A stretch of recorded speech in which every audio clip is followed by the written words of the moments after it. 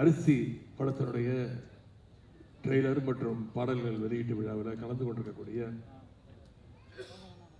தமிழ்நாடு காங்கிரஸ் மாநில தலைவரும் சட்டமன்ற உறுப்பினருமான அண்ணன் திரு செல்வப்பிரந்தகை அவர்களே, எனக்கு முன்பு வாழ்த்துறை வழங்கிய மறுமலர்ச்சி திராவிட முன்னேற்ற கழகத்துடைய பொதுச் செயலாளர் அண்ணன் வைகோ அவர்களே, விடுதலை சிறுத்தைகள் கட்சியுடைய தலைவர் நாடாளுமன்ற உறுப்பினர் எழுச்சி தமிழர் அண்ணன் திருமாவளவன் அவர்களே, இந்திய கம்யூனிஸ்ட் கட்சியினுடைய மாநில செயலாளர் அண்ணன் வீரபாண்டியன் அவர்களே, இந்திய யூனியன் முஸ்லிம் லீக் தலைவர் பேராசிரியர் ஐயா காதர் மொய்தீன் அவர்களே,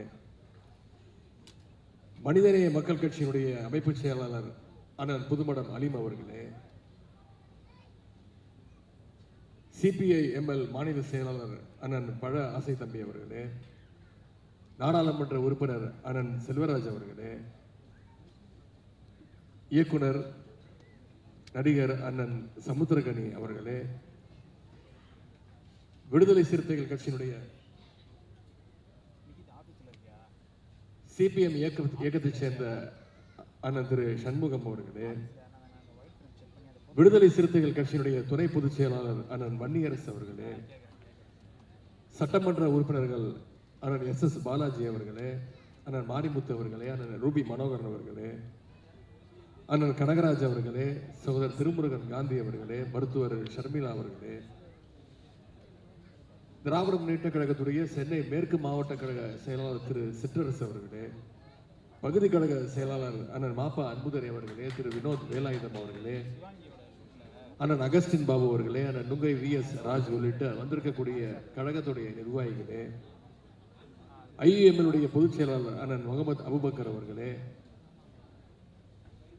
மருத்துவர் அண்ணன் ரவீந்திரநாத் அவர்களே, சகோதரி சாந்தி உள்ளிட்ட நிகழ்ச்சியில் கலந்து கொண்டிருக்கக்கூடிய அனைத்து தோழர்களே,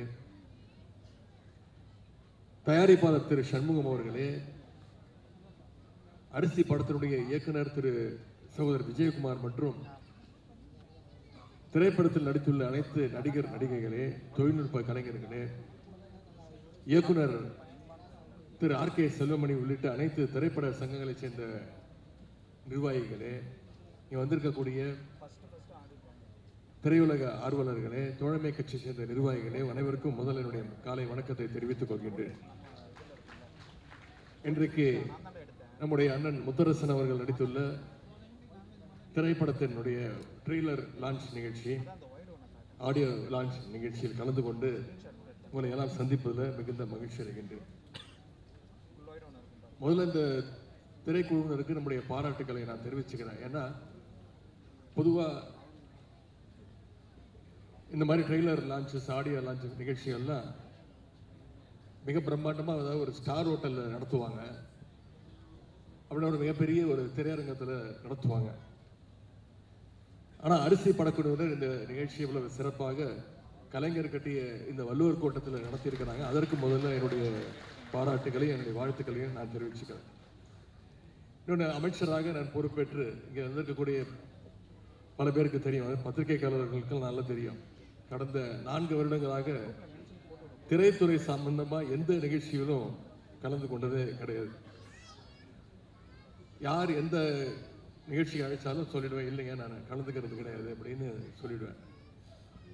ஆனால் அண்ணன் முத்தரசன் அவர்கள் அழைக்கும் பொழுது என்னால் தட்டி கழிக்க முடியல. நீங்கள் தேதியை சொல்லுங்கன்னு நான் வந்துடுறேன் அப்படின்னே.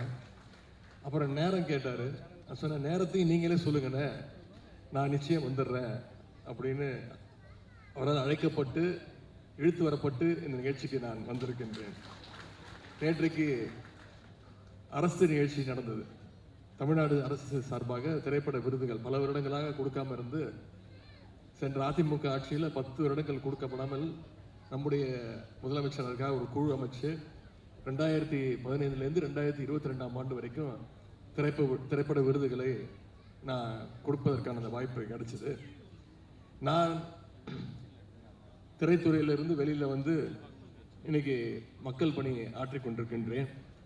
ஆனால் இன்னைக்கு நம்முடைய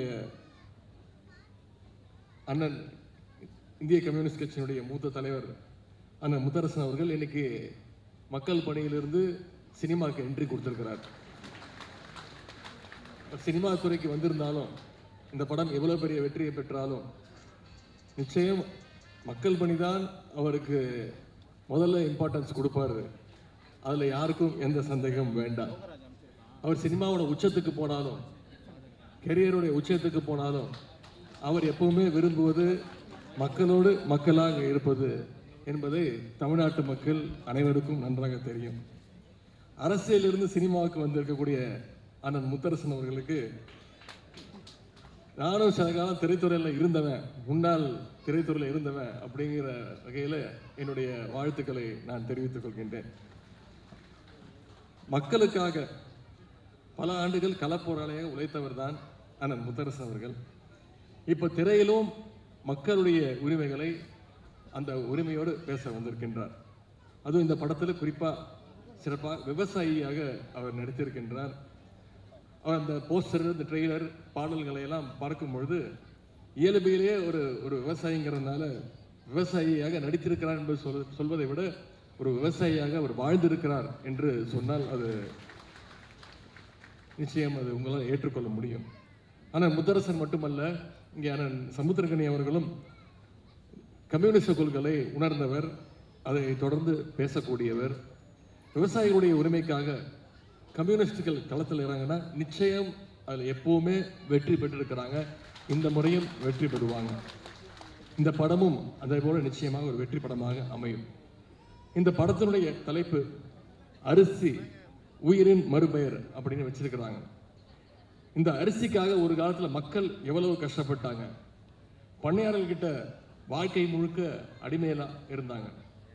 காலமெல்லாம் வயல்லையே வேலை பார்த்தாலும் அவங்களுக்கு ஒரு நேர சாப்பாட்டுக்கு கூட வழி இல்லாமல் இருந்துச்சு. அப்படிப்பட்ட விவசாய தொழிலாளருடைய உரிமைக்காக களத்தில் இறங்கி கம்யூனிஸ்டுகள் இதுவரைக்கும் எத்தனையோ போராட்டங்களை நடத்தி இருக்கிறாங்க. அதில் வெற்றியும் கண்டிருக்கிறாங்க. அதனால தான் டாக்டர் கலைஞர் அவர்கள் அடிக்கடி சொல்வார், நான் மட்டும் தந்தை பெரியார் அவர்களையும் அண்ணாவையும் என்னுடைய வாழ்க்கையில் நான் சந்திக்காமல் இருந்திருந்தேன்னா நானும் ஒரு கம்யூனிஸ்ட் தொழிலாக மாறியிருப்பேன் அப்படின்னு கலைஞர் அடிக்கடி சொல்வார். அப்படிப்பட்ட கலைஞர் அவர்கள் தான் 1969 ஆட்சிக்கு பொறுப்பு வந்ததுக்கு பிறகு ஏழை எளிய மக்களுக்கு அரிசி கிடைப்பதற்கான எல்லா வழிகளையும் செஞ்சு கொடுத்தார். ஒருபடி அரிசிக்காக யாரும் இன்னொருத்தர் வீட்டு வாசலில் போய் காத்து நிற்கக்கூடாதுன்னு அந்த நிலைமையை தமிழ்நாட்டில் ஏற்படுத்தியவர் டாக்டர் கலைஞர் அவர்கள். இன்னும் சொல்லணும்னா 2006 சட்டமன்ற தேர்தல் பொழுது கலைஞர் அவர்கள் ஒரு தேர்தல் வாக்குறுதி கொடுத்தார். 2 ரூபாய்க்கு 1 கிலோன்னு முதல்ல அறிவிச்சவர் அவர் தான். அந்த காலத்தில் மக்கள்கிட்ட மிகப்பெரிய ஒரு வரவேற்பை பெற்றுச்சு. ஏன்னா அந்த காலத்தில் பல குடும்பங்களுக்கு அரிசி சோறுங்கிறது மிகப்பெரிய ஒரு கனவாக இருந்துச்சு. அந்த கனவை நினைவாக்கியவர் டாக்டர் கலைஞர் அவர்கள். பின்னாடி அந்த 2 ரூபாயை 1 ரூபாயாவும் அவர் குறைச்சாரு. அதோட அடுத்த கட்டமாக தான் இன்னைக்கு விலையில்லா அரிசியும் வந்திருக்கு. மக்களுடைய அடிப்படை தேவையான இருந்த அரிசி பிரச்சனையை போக்கியவர் டாக்டர் கலைஞர் அவர்கள். எனவே அந்த வகையில் விவசாயிகள் உரிமைக்கான இந்த படம் நிச்சயம் வெல்லும் அப்படின்ற அந்த நம்பிக்கை எனக்கு இருக்கின்றது. அண்ணன் முத்தரசன் அவருடைய அரசியல் களப்பணியும் அதே போல கலைப்பணியும் மேன்மேலும் சிறக்கட்டும்னு உங்கள் அனைவரும் சார்பாக நான் வாழ்த்துகின்றேன். இந்த திரைப்படத்துடைய தயாரிப்பாளர்கள், கலைஞர்கள், இயக்குனர், தொழில்நுட்ப கலைஞர்கள் அனைவருக்கும் நம்முடைய அனைவரின் சார்பாக என்னுடைய வாழ்த்துக்களை கூறி இந்த சிறப்பான வாய்ப்பை ஏற்படுத்தி கொடுத்த அண்ணன் முத்தரசன் அவர்களுக்கு என்னுடைய நன்றியை தெரிவித்து விடைபெறுகின்றேன். நன்றி, வணக்கம்.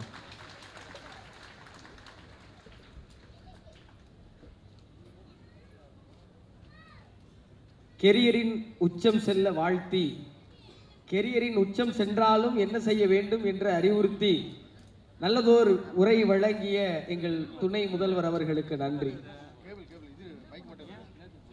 தொடர்ந்து வாழ்த்துறை வழங்குவதற்காக பொதுப்பணித்துறை என்றாலும் சரி, பொது வாழ்வு என்றாலும் சரி, எங்கே சமூக நீதி தடுமாறுகிறதோ அங்கே நான் அந்த ஏமாற்றத்தை நெருப்பு கொண்டு எரிப்பேன் அல்லது தண்ணீர் கொண்டு கரைப்பேன் என்று அணை திறப்பாக இருந்தாலும் அனைவரும் சமம் என்ற எண்ணம் வேண்டும் என்று நேரடியாக களம் சென்று எல்லோருக்கும் சமூக நீதி எவ்வளவு முக்கியம் என்பதை புரிய வைக்கிற எங்கள் தமிழ்நாடு காங்கிரஸ் கமிட்டியின் மாநில தலைவர், சட்டமன்ற உறுப்பினர்,